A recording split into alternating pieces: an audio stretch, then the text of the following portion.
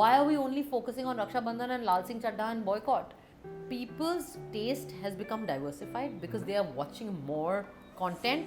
Has also kind of diluted the star ka power a little bit because now people are watching so many actors and you're getting a chance to really see some amazing performances. Last 2 years, ever since Sushant's unfortunate suicide, you've had a ceaseless campaign vilifying Bollywood. Most of it is lies. Hi guys, this is Swara Bhaskar. You are very welcome to Koimoi.com. OTT is a boon for us right now. Do you think cinema is surviving because of OTT right now? No. Or what's your take on this particular thing? As an actor, what's your take on it? Why do you think we are not able to draw audience to the theatre? What do you think about that? So I don't entirely agree with what you're saying. Okay, Alright. I feel like, look, yes, films have flopped, but there have also been films that are hits. We're not talking about the hits, we're only talking about the flops. And we're hyping up the flops to make it seem like, oh my god, this is some unusual activity which has never happened before. I mean, please, yeah, what is the big deal about films flopping? Films have flopped from the time that the box office existed, which is when the film industry was made.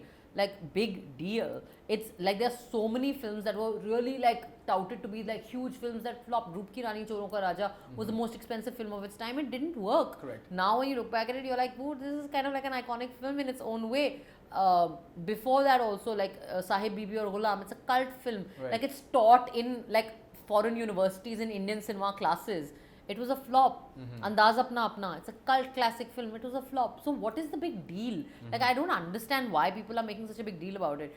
This year, despite the fact that the COVID has still been going on and people kind of are not returning to theatres in the same way, this very year 4 or 5 Hindi films have been hits. Okay, Sooryavanshi, Bhool Bhulaiya 2, Gangubai Kathiawadi, Right. Jug Jug Jio and Ek Villain Returns. Right. That's not bad. That means that in the last 10 months, Bollywood has given one big hit every 2 months. That's not bad. Why aren't we talking about that? Why are we only focusing on Raksha Bandhan and Singh, Chaddha and Boycott? Right. Makes sense. See, you have to look at the context also. The last 2 years were COVID. Okay. It's the worst. It's never happened in the history of India that the film theatres were shut like this. Correct. It's the worst 2 years in the 110-year history of Hindi or Indian cinema. Right. So theatres remained shut. When they opened, they could only open at 50% capacity. That math will create a flop. Correct. Right? If you can't fill your theatre to house full, where is the hit? So that's one challenge. In those 2 years, everyone subscribed to OTTs. I know I did, at least 5 of them. Right. So your consumption pattern has changed. As a population, you've gotten used to watching films on the big screen or on the laptop screen or on your phone screen. You know now that in 3 weeks the film is going to come on my phone. Right? So many big films of big Amitabh Bachchan, Ayushmann, Varun. I mean, Varun Dhawan ki film tum OTT pe release kar rahe ho, Akshay Kumar ki film tum direct to digital OTT pe release kar rahe ho. Obviously, people are going to be like, hello, we can just watch it here. So that's happened. Consumption patterns have changed. On top of that, as I said, COVID is still going on. On top of that, people are scared to go into a hall. If you have unvaccinated children, your elderly parents, you know, I've just recovered from COVID myself. So that has also happened.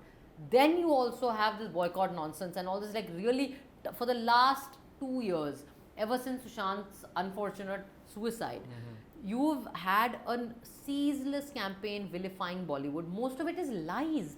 All of it is lies. The kind of accusations that they bring on Bollywood, it's rank lies. So, you know, frankly, I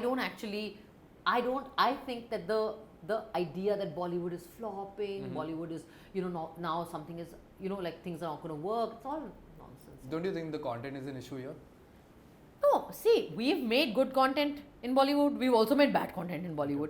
I think definitely what I'll say is that people's taste has become diversified because they are watching more content. So now they're watching different kinds of different language content. So audiences now don't care about language that much. Correct. They'll watch it in anything. And I think that the OTT has also kind of diluted the star ka power a little bit because now people are watching so many actors and you're getting a chance to really see some amazing performances. So I feel like definitely the audience standard has kind of like gone up for sure. Now you said it right. I will definitely give you that it has gone up. So you can't make shoddy rubbish and like Fair enough. it That's can't fair work. enough. Though, yeah, I think it's no one factor. I think there are many things happening, but I don't agree that all films are flopping. Yeah, It's fine. I'm not saying it's flopping, but you Yeah. know, somewhere there's a problem that we are not addressing to. So as an actor, I wanted to get an insight from you. I think you fairly explained it very well. I think it's a moment of disruption Mm-hmm. for sure, Okay. and I think that's a good thing. Alright. If anything else, it'll lead to something better coming out. Yeah, it should, and we're hoping for it. Okay, let's come back to OTT now, right? You have done a lot of work on OTT. Tell me, since this platform has arrived, right? What kind of stereotype you think this particular platform has broken and it empowers you, or liberty it gives you as an actor to Well, perform on this platform? I think it allows.